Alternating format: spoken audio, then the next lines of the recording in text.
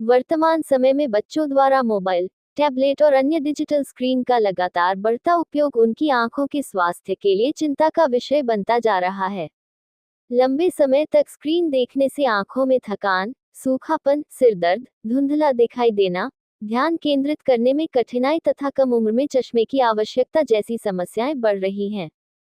इन्हीं समस्याओं के प्रति अभिभावकों को जागरूक करने तथा बच्चों की आंखों की समय पर जांच सुनिश्चित करने के उद्देश्य से बच्चों की आंखों का निःशुल्क नेत्र जांच शिविर मित्तल आई हॉस्पिटल के द्वारा आयोजित किया गया। शिविर का उद्घाटन मेयर डॉक्टर मंगलेश श्रीवास्तव द्वारा किया गया। शिविर में अनुभवी नेत्र रोग विशेषज्ञों द्वारा बच्चों की दृष्टि, चश्मे की आवश्यकता, भेंगापन, आलसी आंख तथा अन्य नेत्र रोगों की विस्तृत जांच किया गया। साथ ही आवश्यकता अनुसार उचित परामर्श एवं उपचार की सलाह भी दी गई। देखिए, आज मित्तल आई हॉस्पिटल का 1 दशक पूरा करने के लिए पहले तो इस यहाँ की पूरी टीम को, मित्तल आई हॉस्पिटल की पूरी टीम को मैं बहुत बधाई देता हूँ। और आज विशेष तौर से मिशन रिस्टोर के नाम से जो है बच्चों की आँखों की केयर के लिए, उसकी देखभाल के लिए आवश्यक पहलू जितने भी हो सकते हैं उस पर कार्य करने के लिए डॉक्टर अमित मित्तल और उनकी पूरी टीम जो है उसके लिए संकल्पित है।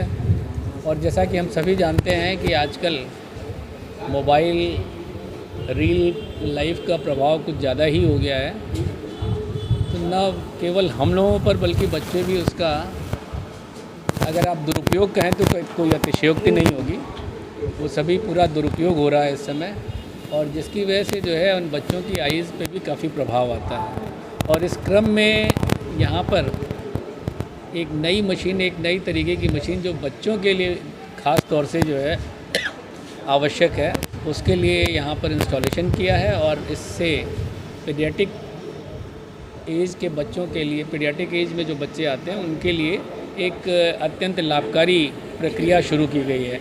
ये बहुत कम स्थानों पर अभी देश में है, तो इसलिए इसके लिए भी मैं बहुत बहुत बधाई देता हूँ डॉक्टर कीर्ति और डॉक्टर अमित मित्तल को कि जो है उन्होंने अब ये सुविधा गोरखपुर में शुरू की है, जिससे बच्चों की आंखों की देखभाल बेहतर हो पाएगी।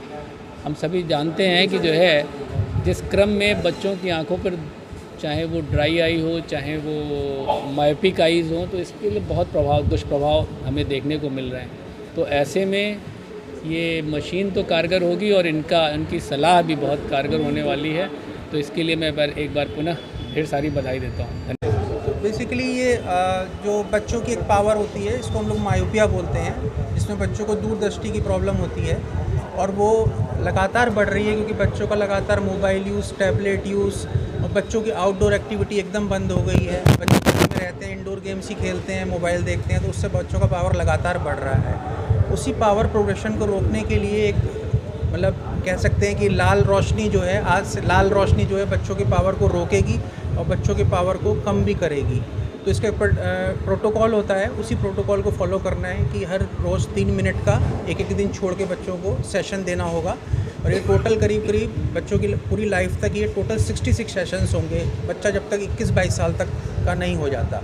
तो बहुत, मुझे लगता है कि बहुत कॉस्ट इफ़ेक्टिव है, बहुत महंगा भी नहीं है बच्चों थेरेपी के लिए।